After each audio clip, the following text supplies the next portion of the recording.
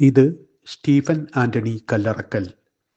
കേരളം ചരിത്രത്തിലാദ്യമായി സന്തോഷ് ട്രോഫി നേടിയ ടീമിലെ മിക്ക കളിക്കാരെയും സ്പർശനം ആർട്സ് എന്ന തൻ്റെ യൂട്യൂബ് ചാനലിലൂടെ പുതുതലമുറക്ക് പരിചയപ്പെടുത്തിയ കാൽപന്ത് സഹയാത്രികൻ.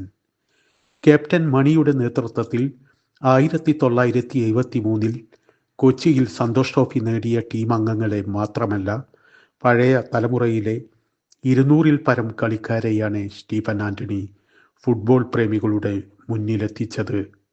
കാൽപന്തിലെ പഴയകാല പടക്കുതിരകളെ തേടി കാസർഗോഡ് മുതൽ തിരുവനന്തപുരം വരെ അദ്ദേഹം സഞ്ചരിച്ചു. കൊച്ചി എയർപോർട്ടിൽ സ്വകാര്യ കാർഗോ കമ്പനിയിൽ മുതിർന്ന ഓഫീസറായ സ്റ്റീഫൻ ആന്റണി ജോലി തിരക്കുകൾക്കിടയിലും കളിക്കാരെ തേടിയുള്ള യാത്ര തുടരുകയാണ്. സ്റ്റീഫൻ ആന്റണിക്കൊരു സ്വപ്നമുണ്ട്. പന്ത് കളിയിൽ മിടുക്ക് തെളിയിക്കുന്ന കുട്ടികളെ കണ്ടെത്തി ശാസ്ത്രീയമായ പരിശീലനം നൽകുന്ന ഫുട്ബോൾ അക്കാദമി യാഥാർത്ഥ്യമാക്കുക എന്നതാണത്. അതിനുവേണ്ടി കല്ലറക്കൽ ഫൗണ്ടേഷൻ എന്ന പേരിൽ ഒരു സൊസൈറ്റി രൂപീകരിച്ച് പ്രവർത്തനം ആരംഭിച്ചിട്ടുണ്ട്. മികച്ച കളിക്കാരനും പരിശീലകനും സ്പോർട്സ് ലേഖകനും കല്ലറക്കൽ ഫൗണ്ടേഷൻ വർഷാവർഷം തോറും അവാർഡുകൾ നൽകി വരുന്നു. മലപ്പുറം ജില്ലയിലെ മങ്കട സ്വദേശിയായ സ്റ്റീഫൻ ആന്റണി അങ്കമാലിക്കടുത്ത തുറവൂരിലാണ് കുടുംബസമേതം താമസം. വരിക്കോടൻ്റെ കാഴ്ചകളിലേക്ക് സ്വാഗതം. Welcome sir. Thank you Saleem ഭായി. ഒത്തിരി സന്തോഷമുണ്ട്. കൃഷ്ണൻ നായരാണ് 1959 കേരളത്തിന് വേണ്ടി സന്തോഷ് ട്രോഫി കളിച്ച ആൾ. അതിനുശേഷം ഇങ്ങോട്ട് 2024 വരെ കളിച്ച കളിക്കാരിൽ നിന്നാണ് നമ്മൾ ഈ 200 പേരെ ഇൻ്റർവ്യൂ ചെയ്തിരിക്കുന്നത്. അതിൻ്റെയൊക്കെ ഒരു തുടക്കം എന്ന് പറഞ്ഞാൽ, നമ്മൾ സന്തോഷ് ട്രോഫി കളിച്ച ഏറ്റവും ആദ്യം ഇൻ്റർവ്യൂ ചെയ്ത അബൂഖാനെയാണ്. നമ്മുടെ മങ്കടക്കാരുടെ സ്വന്തം അബൂഖ. അദ്ദേഹം ഇന്ന് എടവണ്ണയിലാണ് താമസം. അദ്ദേഹത്തിന്റെ വീട്ടിൽ പോയി അവിടെ അദ്ദേഹത്തെയാണ് ഞങ്ങൾ ആദ്യമായി ഇൻ്റർവ്യൂ ചെയ്തത്. അവിടുന്ന് തുടങ്ങുന്നു. അപ്പൊ അവിടെ ചെല്ലുന്നിടം വരെ നമുക്ക് ഈ സന്തോഷ് ട്രോഫി കളിക്കാരെ ഒരാളെ എനിക്ക് അറിയില്ല. പക്ഷെ അവിടെ ചെന്ന് കഴിഞ്ഞപ്പോൾ എനിക്ക് ടൈറ്റാനിയത്തിന്റെ ഒരു സോവനിയർ കിട്ടുകയാണ്. അപ്പൊ അതിൽ നിന്ന് ഇട്ടിമാത്യു എന്നൊരാളെ പരിചയപ്പെടുകയാണ്. ഇട്ടിമാത്യു സാർ 1973 വിന്നിംഗ് ടീമിന്റെ ഗോൾ കീപ്പറായിരുന്നു. അതായത് ആദ്യമായിട്ട് സന്തോഷ് ട്രോഫി നേടിയ കേരള ടീമിന്റെ ഗോൾ കീപ്പർ. അതിനകത്ത് 5 ഗോൾ കീപ്പർമാരുണ്ടായിരുന്നു. അതിലൊരാളായിരുന്നു ഇട്ടിമാത്യു സാർ. കാരണം ആ ഒരു കളിയില് അദ്ദേഹത്തിന്റെ സ്വദേശം എവിടെ? അദ്ദേഹം ബേസിക്കലി ഇരിങ്ങാലക്കുടക്കാരനാണ്, തൃശ്ശൂർക്കാരനാണ്. ഇപ്പൊ എറണാകുളത്താണ് താമസം. അപ്പോ ആ ഒരു ടീം 1973 ടീമിനകത്ത് 5 ഗോൾ കീപ്പർമാരുണ്ടായിരുന്നു. വിക്ടർ മഞ്ഞില, സേതുമാധവൻ, നമ്മുടെ രവീന്ദ്രൻ നായർ, ഇട്ടിമാത്യു, ബാബു നായർ ചങ്ങനാശ്ശേരി ബാബു നായർ എന്ന് പറഞ്ഞാൽ അവരുടെ വീട്ടിൽ 5 ബ്രദേഴ്സും ഗോൾ കീപ്പേഴ്സാണ്. അപ്പൊ ഈ 5 ഗോൾ കീപ്പർമാരിൽ വിക്ടർ മഞ്ഞലിക്ക് പരിക്ക് പറ്റി പുറത്തുപോയി, സേതുമാധവന് പരിക്ക് പറ്റി പുറത്തുപോയി. അതിനുശേഷമാണ് രവീന്ദ്രൻ നായർക്ക് ചാൻസ് കിട്ടുന്നത്. രവീന്ദ്രൻ നായരാണ് അവസാനത്തെ കളികളൊക്കെ കളിക്കുന്നതും കേരളം ആദ്യമായി സന്തോഷ് ട്രോഫി ജയിക്കുന്നതും ഒക്കെ. അപ്പൊ അങ്ങനെ നമ്മള് അവിടെ നിന്നാണ് എനിക്ക് ഈ കളിക്കാരുടെ എല്ലാം ഡീറ്റെയിൽസ് കിട്ടുന്നത്. അപ്പോൾ ഏകദേശം ഒരു 500-ൽ കൂടുതൽ സോവനിയറിൽ നിന്ന് എനിക്ക് ഇട്ടിമാത്യു സാറിന്റെ നമ്പർ കിട്ടി. ഇട്ടിമാത്യു സാറിന്റെ കെയർ ഓഫിലാണ് പിന്നെ നമ്മൾ ഇവിടെ ഇവരുടെ പഴയ ടൈറ്റാനിയം പ്ലെയർ റഷീദിനെയൊക്കെ പരിചയപ്പെടുന്നത്, തലശ്ശേരിക്കാരൻ റഷീദിനെയൊക്കെ പരിചയപ്പെടുന്നത്. അപ്പോൾ അത് കഴിഞ്ഞിട്ട് പിന്നെ അവരുടെയൊക്കെ നേതൃത്വത്തിൽ എനിക്ക് നമ്മൾ പറയല്ലേ, പണ്ട് പൂ ചോദിച്ചപ്പോൾ പൂക്കാലം കിട്ടി എന്ന് പറഞ്ഞ പോലത്തെ ഒരു അവസ്ഥയായിരുന്നു. ഒരു 2 പേരുടെ 3 പേരുടെയൊക്കെ നമ്പർ ചോദിക്കുമ്പോൾ നമുക്ക് 50 പേരുടെ 100 പേരുടെയൊക്കെ നമ്പറാണ് ഒരുമിച്ച് തന്നത്. റഷീദ് അവസാന സമയത്ത് എനിക്ക് ഒരു 1,500 പേരെ കോണ്ടാക്ട് ചെയ്യാൻ പറ്റുന്ന സംവിധാനങ്ങൾ അറേഞ്ച് ചെയ്ത് തന്നു. അങ്ങനെ നമ്മൾ തുടക്കത്തിൽ ഭയങ്കര സ്ലോയിലാണ് തുടങ്ങിയെങ്കിൽ പിന്നെ അങ്ങോട്ട് ഫാസ്റ്റായിട്ടാണ് മൂവ് ചെയ്തത്. ഞങ്ങൾ വളരെ ഫാസ്റ്റായിട്ട് കേരളത്തിൻ്റെ, അതായത് കന്യാകുമാരി മുതൽ ഇങ്ങോട്ട് കാസർഗോഡ് വരെ നമ്മൾ യാത്ര ചെയ്തു. എനിക്കൊന്ന് 12 ജില്ലകളിൽ ഞങ്ങൾ പോയി. അത് ഞാൻ എവിടെ വായിച്ചിട്ടുണ്ട്, നിങ്ങളൊരു ചുവന്ന വാഗണർ കാറിലാണ് നിങ്ങളെ സഞ്ചാരം. കൂടെ വൈഫും ഉണ്ട്. വൈഫാണ് ഇത് ക്യാമറയിൽ പകർത്തിയത്. ആദ്യത്തെ ഒരു 100 വീഡിയോ പകർത്തിയെന്ന് മാത്രമല്ല, അത് എഡിറ്റ് ചെയ്തതും അദ്ദേഹമാണ്. അന്നൊന്നും ഞാൻ എഡിറ്റ് ചെയ്യാൻ പഠിച്ചിട്ടില്ല. അത് കഴിഞ്ഞാണ് ഞാൻ എഡിറ്റിംഗ് ഒക്കെ പഠിച്ചെടുത്തത്. വൈഫിനൊന്ന് പരിചയപ്പെടുത്തി. പുള്ളിക്കാരുടെ പേര് മോളി സ്റ്റീഫൻ. ഇപ്പൊ ഇന്നിപ്പോ ഇവിടെ ഇല്ല, പുറത്തൊരു ബന്ധുവീട്ടിൽ പോയേക്കാണ്. അപ്പൊ ആ ഒരു യാത്രയിൽ ഞങ്ങൾ ഒരുപാട് ആൾക്കാരെ, ആ കളിക്കാരെ പേരൊക്കെ ഒന്ന് കുറച്ചൊക്കെ പറയാൻ പറ്റും. അത് ഞാൻ പറഞ്ഞില്ലേ, ഏറ്റവും ആദ്യം ചെയ്ത് അബൂഖാനെയാണ് ചെയ്തത്. രണ്ടാമത്തെ ഇന്റർവ്യൂ ആയിരുന്നു വിക്ടർ മഞ്ഞില ഗോൾ കീപ്പർ. മൂന്നാമത്തെ ഇന്റർവ്യൂ ആയിരുന്നു നമ്മുടെ TN Najeeb. Najeeb N M Najeeb Kozhikode. Kozhikode. അതായത് നമ്മുടെ ട്രാവൻകൂറിന്റെ ഒക്കെ കോച്ചായിട്ടിരുന്ന നജീബ് ഖാനെയാണ് മൂന്നാമത് ഇന്റർവ്യൂ ചെയ്തത്. നാലാമത് ഇന്റർവ്യൂ ചെയ്തത് നമ്മുടെ മരിച്ചുപോയ ടി എ ജാഫർ. അതായത് കോച്ചായിട്ടും കളിക്കാരനായിട്ടും സന്തോഷ് ട്രോഫി നേടിയ ഏക വ്യക്തിയാണ്. അത് കഴിഞ്ഞിട്ട് പിന്നെ നമ്മള് ഇന്റർവ്യൂ ചെയ്തതാണ് വില്യം സാറിന്, KP വില്യംസ്. അതായത് എന്റെ ഒരു ഇത് പറഞ്ഞാല് ആ കാലത്ത് ഇന്നത്തെ പോലത്തെ സോഷ്യൽ മീഡിയ ഒക്കെ ഉണ്ടായിരുന്നെങ്കിൽ IM വിജയന്റെ മുകളിൽ നിൽക്കേണ്ട ഒരു കളിക്കാരനായിരുന്നു KP വില്യംസ്. അന്നത്തെ 73 വിജയത്തിന്റെ പ്രധാന സൂത്രധാരനാണ് അദ്ദേഹം. ഗോൾ അടിച്ചിട്ടില്ലെന്നേ ഉള്ളൂ. പക്ഷെ ഗോൾ അടിക്കുക മാത്രമല്ലല്ലോ, ഫുട്ബോൾ മാച്ച് എന്ന് പറഞ്ഞാൽ ഗോൾ അടിക്കൽ മാത്രമല്ല, കളിപ്പിക്കലുണ്ട്. ടീമിനെ എങ്ങനെ കോർഡിനേറ്റ് ചെയ്യാം, എങ്ങനെ കറക്റ്റ് ഡീൽ പന്തത്തോടെ നല്ല ഗോൾ അടിക്കാൻ പറ്റുള്ളൂ. അപ്പൊ അത്ര പ്രഗത്ഭനായ ഒരു കളിക്കാരനായിരുന്നു KP വില്യംസ്.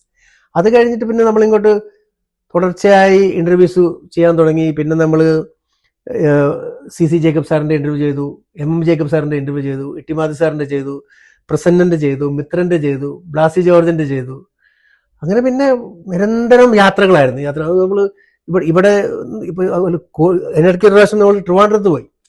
ഇപ്പൊ ട്രിവാൻഡ്രത്ത് പോയി കഴിഞ്ഞപ്പോ നമ്മുടെ ടൈറ്റാനിയത്തിന്റെ റഷീദ് ഭായ് തലശ്ശേരിക്കാരനാണ്. അപ്പൊ അദ്ദേഹത്തോട് ഞാൻ പറഞ്ഞു, ഞങ്ങളിങ്ങനെ ട്രിവാൻഡ്രം വരുന്നുണ്ട്, നമ്മൾ കുറച്ച് പേരെ ഒന്ന് അറേഞ്ച് ചെയ്യണം, നമുക്ക് ഇന്റർവ്യൂ ചെയ്യാൻ വേണ്ടിയിട്ട്. അതിനെന്താ സ്റ്റീപ്പായി നിങ്ങൾ വരാൻ പറഞ്ഞു. ഞാൻ അവിടെ ചെന്ന് കഴിഞ്ഞപ്പോ 20 പേരുണ്ട് ഇന്റർവ്യൂ ചെയ്യാൻ. അവസാനമായപ്പോഴേക്ക് എനിക്ക് സൗണ്ട് ഒന്നും ഇല്ലാതായി. കാരണം 20 പേരോട് ഇന്റർവ്യൂ ചെയ്യണ്ടേ. അത് ഒറ്റ സ്പോട്ടിൽ ഞങ്ങള് 30 മിനിറ്റ് 5 മിനിറ്റ് 6 മിനിറ്റ് വീതമുള്ള 20 പേരുടെ ഇന്റർവ്യൂ ചെയ്തു. കളിക്കാരൊരു ചാകര. അത് ഞങ്ങൾ മറ്റേ കനകക്കുന്ന് കൊട്ടാരത്തിന്റെ പരിസരത്ത് നിന്നാണ് ആ ഇന്റർവ്യൂ എല്ലാം ഞാൻ കണ്ടിട്ടുണ്ട്. സ്പർശനം യൂട്യൂബ് ചാനൽ കനകക്കുന്ന് കൊട്ടാരത്തിന്റെ പരിസരത്ത് വെച്ചാണ് ചെയ്തത്. പിന്നെ നമ്മള് ഇവിടെ യു ഷറഫ് അലി, ഹബീബ് റഹ്മാൻ അസിസ്റ്റന്റ് കമാൻഡറായ സന്തോഷ് ട്രോഫി താരം, അതെ അതെ, കേരള പോലീസിന്റെ മിന്നും താരമാണ്. അവിടെ നമ്മള് ഒരു 2-3 പേരെ വേറെ ചെയ്തു. അതെല്ലാം ഈ ടൈറ്റാനിയത്തിന്റെയും കേരള പോലീസിന്റെ ഒക്കെ കളിക്കാർ അവിടെ 5 പേരുടെ ചെയ്തു.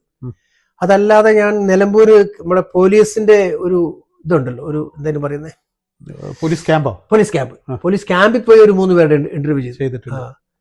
അത് കഴിഞ്ഞ് കോഴിക്കോട് പോയി കഴിഞ്ഞാല് സേതുമാധവൻ ഗോൾ കീപ്പർ, പിന്നെ അഷ്റഫ്. സേതുമാധവന് സന്തോഷ് ട്രോഫി താരാണ്. അതെ അതെ. അതിലുപരി പിന്നെ കളമശ്ശേരി പ്രീമിയർ ടീം ഗോൾ കീപ്പറാണ്. സേതുമാധവനും വിക്ടർ മഞ്ഞിലായിരുന്നു അല്ലേ അന്നത്തെ പ്രീമിയർ ഗോൾ കീപ്പർ. പ്രീമിയർ എന്ന് പറഞ്ഞാൽ ആ കാലത്തെ സൂപ്പർ ടീമായിരുന്നു. അതുപോലെ ഒരു ടീമായിരുന്നു ആ കാലത്തെ അലിന്ദ് കുണ്ടറ അലിന്ദ്.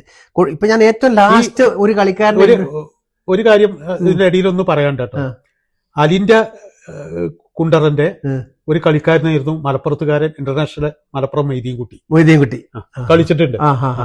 അതായത് അലിന്റെ ആണ് ആ കാലഘട്ടത്തില് എല്ലാ ടീമിനെയും തോപ്പിച്ചും പ്രധാനപ്പെട്ട 5 കപ്പാണ് അവരടിച്ചത്. അതായത് ചാക്കോളാസ്, സേഡ്നാഗ്ജി, മാമൻ മാപ്പിള, GV രാജ, പിന്നെ കണ്ണൂർ ശ്രീനാരായണ. ഈ 5 ടൂർണമെന്റും ആ ഒരു സീസണിൽ അടിച്ചത് അലിന്ദാണ്. ചില ഇന്റർവ്യൂകളിൽ ഞാൻ കേട്ടിട്ടുണ്ട് മലപ്പുറം അസീസിനെ അതൊരു ഇന്റർവ്യൂ ചെയ്യണമെന്നൊരു അതിയായ ആഗ്രഹം ഉണ്ടായിരുന്നു. അത് സത്യം പറഞ്ഞാൽ എന്റെ മനസ്സിലെ ഏറ്റവും വലിയൊരു വിഷമാണ്. അപ്പൊ ആ ഇന്റർവ്യൂ ചെയ്യാൻ മലപ്പുറത്ത് വന്നപ്പോഴാണ് അദ്ദേഹം മരിച്ചവര് അറിയുന്നത്. അല്ല, അന്നാണ് ഞാൻ അബൂഖാനെ ഇന്റർവ്യൂ ചെയ്യുന്നത്. അബൂഖാനെ എങ്ങനെയാണ് ഉണ്ടായത്? അതായത് നമ്മള് മങ്കട ചെന്നിട്ട് സത്യം പറഞ്ഞാൽ ഇന്റർവ്യൂവിന്റെ തുടക്കം മങ്കടയെന്നാണ്. നേരത്തെ വിശദീകരിച്ചല്ലോ. അല്ലല്ല, അബൂക്കയ്ക്ക് മുമ്പ് നമ്മൾ സുരേന്ദ്രന്റെ ഇന്റർവ്യൂ ചെയ്തു. സുരേന്ദ്രൻ യൂണിവേഴ്സിറ്റി താരം. സുരേന്ദ്രൻ എന്ന് പറഞ്ഞാൽ ഇന്ത്യൻ യൂണിവേഴ്സിറ്റി KSCB ഇത് ഇപ്പൊ റിട്ടയർഡായി. അദ്ദേഹം ആക്ച്വലി എന്റെ കൂടെ പഠിച്ചാണ്. ഞങ്ങൾ ഒരുമിച്ച് ഒരു കാലഘട്ടത്തിൽ മങ്കട ഗവൺമെന്റ് LP സ്കൂളിൽ ഒരുമിച്ച് പഠിച്ചിട്ടുള്ളവരാണ്. പക്ഷെ അന്നും ഞങ്ങൾക്ക് അത്ര വലിയ പരിചയമൊന്നുമില്ല. കാരണം പ്രത്യേകം ഡിവിഷനുകളിലായിരുന്നു. അപ്പോൾ ഒത്തിരി പരിചയപ്പെടാനുള്ള ഒരു സാഹചര്യം ഒന്നും ഉണ്ടായിട്ടില്ല. പക്ഷെ ഒരു കാലഘട്ടത്തിൽ പഠിച്ചു എന്നുള്ളതേ ഉള്ളൂ. പക്ഷെ അദ്ദേഹത്തെ ഇന്റർവ്യൂ ചെയ്താണ് തുടങ്ങിയത്. കാരണം അദ്ദേഹം മങ്കടയെ സംബന്ധിച്ചോളം മങ്കട കണ്ടതിൽ വെച്ച് വൺ ഓഫ് ദ ഫൈനസ്റ്റ് ഫുട്ബോളറാണ് സുരേന്ദ്രൻ. 1988 ഇന്ത്യൻ യൂണിവേഴ്സിറ്റി ക്യാപ്റ്റനായിരുന്നു. അപ്പൊ ഞാൻ ആ സമയത്തൊക്കെ ഡൽഹിയിലുണ്ട്. 88 ഞാൻ ഡൽഹിയിലുണ്ട്. അപ്പൊ ഡൽഹിയിൽ നമുക്ക് ടൈംസ് ഓഫ് ഇന്ത്യക്കകത്ത് ഒരു വാർത്ത കണ്ടാണ് ഞാൻ അറിയുന്നത് സുരേന്ദ്രൻ യൂണിവേഴ്സിറ്റി ക്യാപ്റ്റൻ ആണെന്നൊക്കെ. അപ്പൊ അത് വെച്ചിട്ട് സുരേന്ദ്രനെയാണ് ഞാൻ ആദ്യം അപ്രോച്ച് ചെയ്തത്. ഇങ്ങനെ ഒരു ഇന്റർവ്യൂ പരമ്പര ചെയ്യാൻ നമ്മൾ ആഗ്രഹിക്കുന്നു, അതിന് എന്ത് ചെയ്യണം എന്നൊക്കെ സുരേന്ദ്രനെയാണ് നമ്മൾ ആദ്യം അപ്രോച്ച് ചെയ്തത്. അപ്പൊ എന്റെ ആദ്യത്തെ വീഡിയോ അത് തന്നെയാണ്. അത് കഴിഞ്ഞിട്ടാണ് അബുക്കലേക്ക് എത്തിയത്. അത് കഴിഞ്ഞ് ഇപ്പൊ പാലക്കാട് ഭാഗത്തേക്ക് പോയി കഴിഞ്ഞാൽ പാലക്കാട് അബുക്കനെ ഇന്റർവ്യൂ ചെയ്യാൻ വന്നപ്പോഴാണ് മലപ്പുറം അസീസിനെ ചെയ്യണമെന്നുള്ള ആഗ്രഹം. അല്ല മലപ്പുറം അസീസിനെ പറ്റി എനിക്ക് നേരത്തെ അറിയാം. പക്ഷെ മലപ്പുറം അസീസ് അവിടെ ചെന്ന് കഴിഞ്ഞപ്പോഴാണ് അറിയുന്നത് അസീസ് ഖാൻ മരിച്ചു. അദ്ദേഹം കുറച്ചു കാലമായിട്ട് അസുഖബാധിതനായി കിടക്കുക. അത് നമുക്ക് അറിഞ്ഞിട്ടില്ല, നമ്മൾ അറിഞ്ഞിട്ടില്ല. അപ്പോ അദ്ദേഹത്തിന്റെ ജ്യേഷ്ഠനാണ് മലപ്പുറം ചേക്കു. അല്ല ഇന്റർവ്യൂ ചെയ്തിട്ടില്ല. ചേക്കു അതിന് മുമ്പേ മരിച്ചു പോയതാണല്ലോ.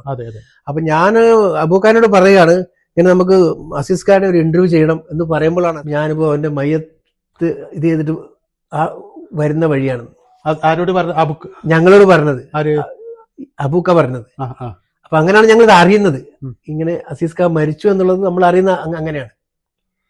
മലപ്പുറത്തെ പിന്നെ മലപ്പുറത്തെ പ്രഗത്ഭനായ ഒരു ഫുട്ബോൾ കളിക്കാരനാണ്. കാരണം മലപ്പുറത്തിന് ഒരു എനിക്ക് തോന്നുന്നു പഴയ കാലത്തെ കുട്ടികൾ ഇപ്പൊ കോഴിക്കോട് നമ്മുടെ റഹ്മാൻക്കായൊക്കെ കഴിഞ്ഞു കഴിഞ്ഞാൽ അസീസ് ഖാൻ ആണ് ഏറ്റവും കൂടുതൽ ഫുട്ബോളിന് അവിടെ ഒരു പ്രചാരം ഉണ്ടാക്കിയത്. വളരെ വിനയമുള്ള ഒരു മനുഷ്യനായിരുന്നു. അതായത് കളിക്കളത്തിലെ എനിക്ക് അദ്ദേഹത്തെ കാണാനുള്ള ഒരു ഭാഗ്യം ഉണ്ടായിട്ടില്ല. കാരണം ഞാൻ എന്റെ ഒരു 18-ാമത്തെ വയസ്സിൽ നാട് വിട്ട ആളാണ്.